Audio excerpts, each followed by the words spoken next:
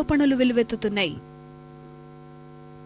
నాగార్జునసాగర్ జలాశయంలో మత్స్య సంపద లూటీ అవుతోంది. అసలే వర్షాభావ పరిస్థితులతో ప్రాజెక్టులో సమృద్ధిగా నీరు చేరక ఇబ్బంది పడుతున్న మత్స్యకారులు కొందరు స్వార్థపరులు వేస్తున్న పెద్ద తీరుతో తీవ్రంగా నష్టపోతున్నారు. తమ పొట్టగొడుతున్న అలివి వలలను నిషేధించాలని మత్స్యకారులు డిమాండ్ చేస్తున్నారు. నాగార్జునసాగర్ జలాశయ పరిధిలో నల్గొండ, గుంటూరు జిల్లాలకు చెందిన మత్స్యకార సహకార సంఘాలు పనిచేస్తున్నాయి. వేలాది కుటుంబాలు చేపల వేటే ప్రధాన ఆధారంగా బతుకుతున్నాయి. 2 ఏళ్ల నుంచి ప్రకృతి కరుణించక ప్రాజెక్టులోకి ఆశించినంతగా వరద నీరు చేరక చేపల సంతతి వృద్ధి చెందలేదు. చేపల వేటలేక మత్స్యకారుల జీవనోపాధికే ముప్పు ఏర్పడింది. పులమీద పుట్రల అలివి వలలు వారికి పెనుగండంగా మారాయి.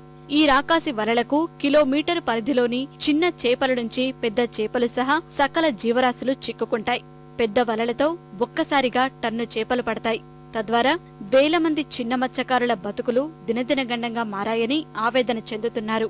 మత్స్య శాఖాధికారులు ఉదాసీనంగా వ్యవహరించడం వల్లే సాగర్లో 40 అలివి వలలతో వేటాడుతున్నారని మత్స్యకారులు వాపోతున్నారు. అల్లుల వల్ల ఏమైందంటే చిన్న చేపలు కూడా వచ్చేస్తాయి, పెద్ద చేపలు కూడా వచ్చేస్తాయి. ఉన్న చేపల్లో వాళ్ళే గుంచుతారు. ఒక ఫ్యామిలీ 2 ఫ్యామిలీలు బతుకుతాయి అల్లుల వల్ల. ఇక్కడ 100 మంది ఫ్యామిలీలు ఉన్నారు.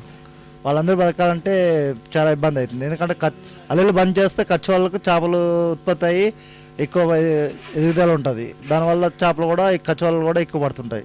పెద్దవాళ్ళు కూడా దానివల్ల మాకు చాలా ప్రాబ్లం. దానివల్ల చిన్న చేప కూడా పోతుందండి, తీసేస్తున్నారు బయటికి. దీనికి చిన్న వాళ్ళు వేస్తున్నాం, ఈ వలలకు ఏం చేపలు పట్టలేదు. అదే పెద్దవాళ్ళు తీసేస్తే మేము కొద్ది గొప్ప బ్రతకగలం. నీరు కూడా లేదు. నీరు ఎక్కడుంటే అక్కడికే పోవడం, మరి నీటమ్మంటే బతకాల అని చెప్పి అన్నాను. కేజీ 2 కేజీలు, కేజీ 1/2 కేజీ దొరికితే ఎక్కడ పొట్ట వెళ్తుందా బాబు? మాకు పొట్టాలి కంటది. మా పిల్లలు తిన్నామన్నా కూడు దొరకలేదు. ఆ పిల్లల బాధలే చూడనాపోతున్నాం.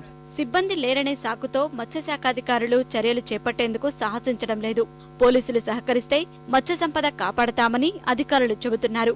పెద్ద వ్యాపారులతో అధికారులు కుమ్మక్కు కావడం వల్లే చర్యలు తీసుకోవడం లేదనే ఆరోపణలు వెల్లువెత్తుతున్నాయి.